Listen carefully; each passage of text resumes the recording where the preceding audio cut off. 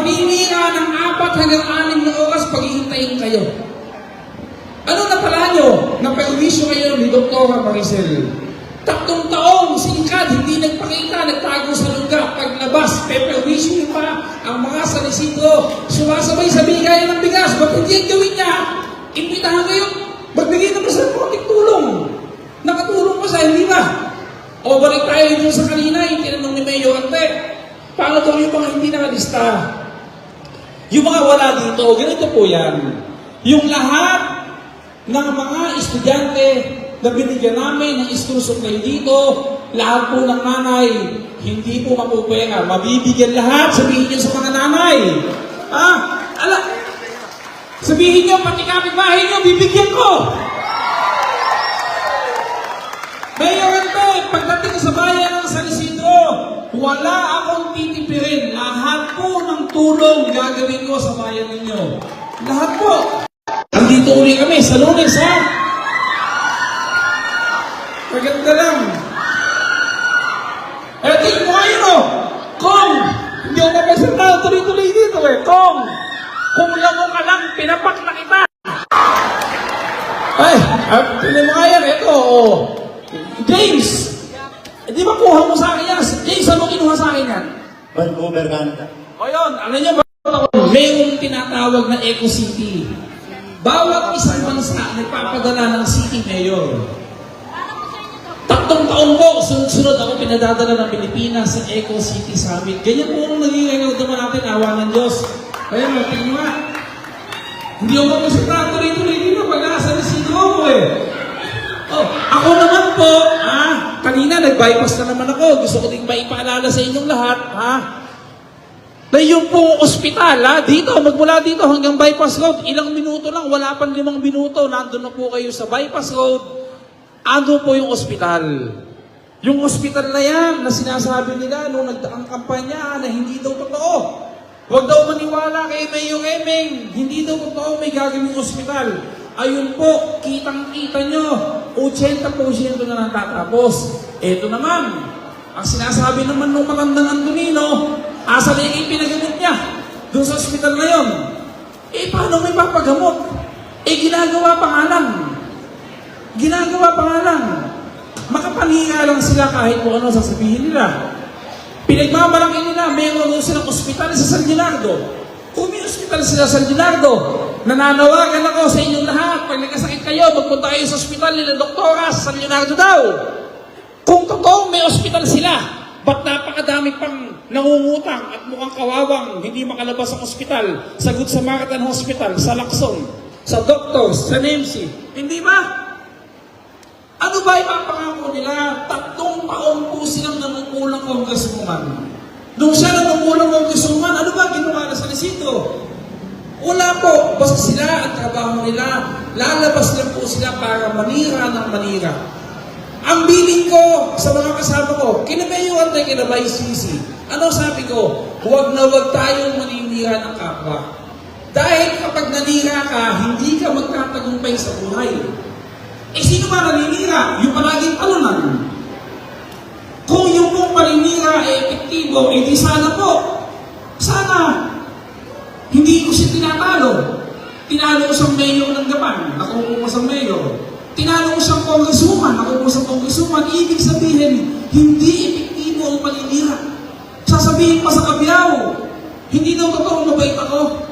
Pagkado po ako, lasing sa Gapan, sinasampal ko mga tricycle driver. Paano kung malalasing, hindi po uminom ng alak? Kahit buwan ng pinanganak ako, hindi ako natutong uminom ng alak. Hindi ako natutong manigarilyo. Hindi din po ako nagsusugal. Wala akong bisyo. Yung mga, ang bisyo ko na magservisyo. Sasabihin pa nila, yun daw ang pinamimigay kong tulong. Yun daw po galing sa pogo, pera ng pogo. Diyos ko po, wala akong pogo. Hindi totoo ang pogo na yan. Talaga na pong naninira lang. Pogi lang talaga ako. Yung pogo, wala. O yan, mamatay ka sa inggit. Kaya di ba tao? Mamatay kayo sa inggit. At ako naman po, kayo naman po. Tuloy-tuloy naman po ang tulong ko. Hindi naman po nakikita na kapag parang ng eleksyon, lalo na po sa bayan ng San Leonardo. Lagi ko pong pinatandaan sa sarili ko, na hindi po ako palagi ang nanunungkulan bilang congressman. Matatapos din po ang panahon ko. Meron pong darating na ibang bata, ibang mahusay na congressman na tutulong sa inyo. Pero sinisigurado ko, hindi po yung mga napibidad, mga naganyo. Hindi po sila. Iba po ang papalit sa akin, hindi sila. Dahil pagkakapo sila, ang lalaban ng lalaban, hindi po ko yung sa politika. Kung yung munggapan, iniligtas po namin sa kamay nila, o masenso o munggatanggapan, sinunod ka po iniligtas yung sa kamay ni Doktora, yung ika-4 na distrito ng Nueva Ecija. Huwag kayong mag-alala. Hindi ko babayan ng San Isidro. At dito po, sa bayan ng San Isidro, gusto ko pong sabihin sa inyo na sa darating na Marso hanggang Abril, lahat po ng bahay dito, bibigyan ko ng health card. Ano ba yung health card na yun? Ito ha? Bawat isang bahay may health card kayo, may namang 1 milyon yun. Eh, inuuyang nila tayo dyan eh. Sasabihin nila, na nagago, ay na naganyo. Ano daw? Nabubulo lang po. Ano daw? Mayaman na daw kayo, bibigyan ko ng 1 milyon. Hindi po totoo yung kay yayaman. Yung pong health card na yun, hindi nyo pwedeng gamitin. Pambili ng grocery, pabayag sa Jollibee. Yung health card na yun, yun po. Yung gagamitin nyo sa ospital natin, dyan sa bypass, pag kayo nagkasakit ang pamilya nyo. Hindi nyo ikinayaman yun, hindi kayo yumaman. Pero ano na bago sa buhay nyo? Wala nang mangungutang, wala nang manghihingi ng tulong, wala nang lalapit sa politika. Sinisinan pa lang kayo, i-ICU mo na kayo. Pag nilagyan kayo, kukumpain mo na kayo. Alam nyo, ba't po yung karusugan ng pinagayotin ko, number 1, yun pong magiging mahirap, kaya natin loohin na sarili natin eh. Magulang tayo ng tuyo. Subo, diretso tubig, okay na yun. Kumain tayo paminsan-minsan sa Jollibee, okay na yun. Pero yung may sakit ng pamilya natin, hindi natin maipagamot, doon natin mararamdaman na kawawa para tayo. Doon natin mararamdaman na mahirap para tayo. Konting tiis lang po, 80% na yung ospital natin, nakita naman po ninyo, hanggang alas 12 na kami may gumagawa. Konting tiis na lang sa bayan ng San Isidro, wala na pong magiging kawawa kahit na isa. Tandaan po ninyo yan, ha?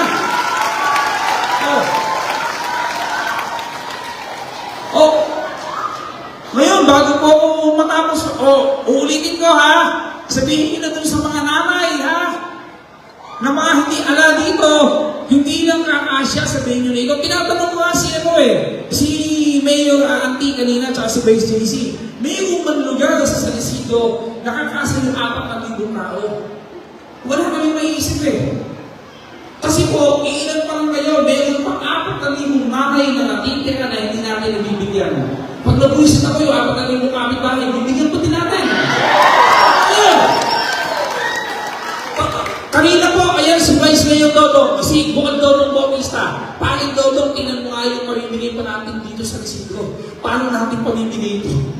Totoo po yun, dahil ako po, pangyayawan ko palagi, ang bayan ng San Isidro, dahil tumatanaw ako ng utang na loob sa bibigay niyo sa akin ng pagkakataon para makatulong sa inyo. At ako po'y walang katapusang pasasalamat, walang katapusan po na pagtulong ang gagawin ko sa inyong bayan. At uulit-ulitin ko po, huwag po sana kayong maniniwala sa mga naninira sa akin. Subukan nyo, tanongin niyo siya. Makikita niyo kasi, bibigay ng bigas eh. Kahit ayaw niyo silang makaharap, pupunta kayo bahay sa bigas. Ha?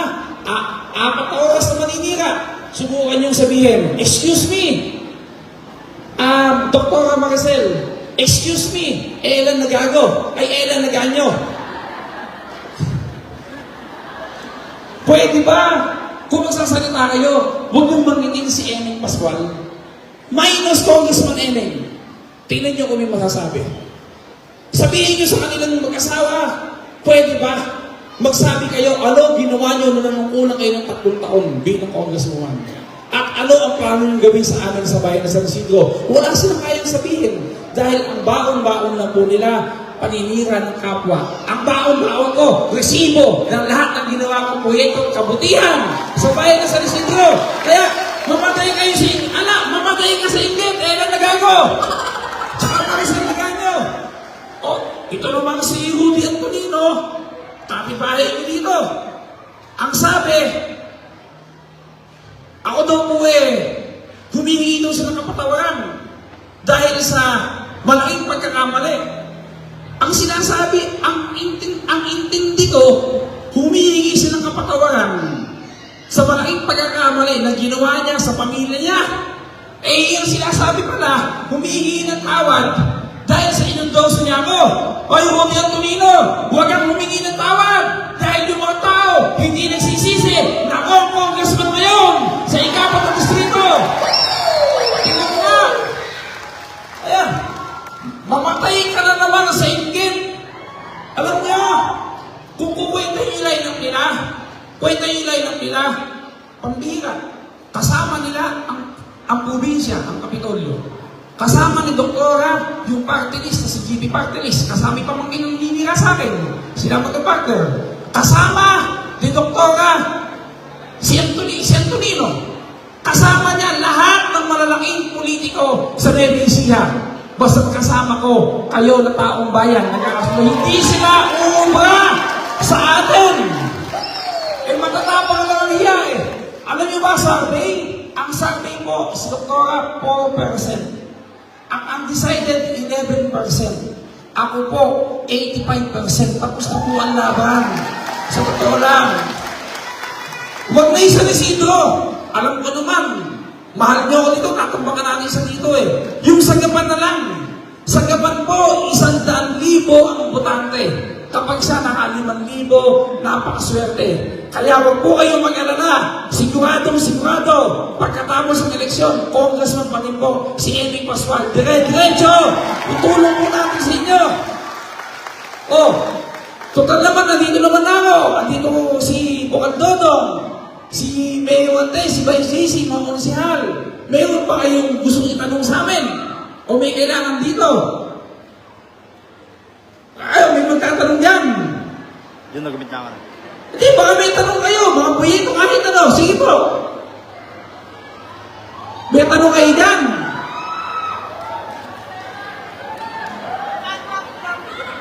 Huwag lang yung ano. Huwag lang yung magbili ng gamot.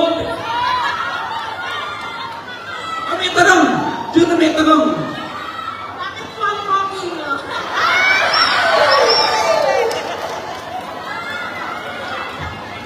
Wala mo, ilang taon na ako?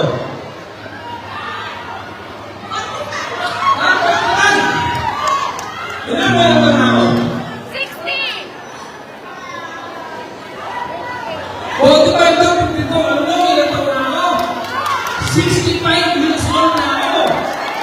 Sino 65 dito? Magkasang kamay. Asa na 65? Lalaki! Lalaki, 65. May 65 na ba dito? Babae! Asa na 65 na babae? 65 years old, pinanganak ng 1960. Meron ba dito? Dapat pala, nagmamano kayo sa akin. Nanay kayo, ilang taon po kayo?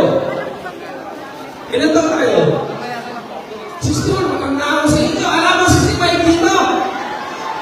Ilang taon kayo, nanay? O tayo magkabats ng dalawa? Kami ko nagkita tayo, naligawan ko yun, para tayo magkasama kayo. Eh, parang 65, magkabats kami eh. Ah, di ba? 65 na po tayo. Ito, makitsura ng walang bisyo, kung servisyo ang ginagawa. Sasabihin pa ni Ella na gagaw, mayroon daw akong pagawa ng sigarilyo. Hindi nga ako binigay nyo, mapapagawa ng sigarilyo. Pag naman, may tanong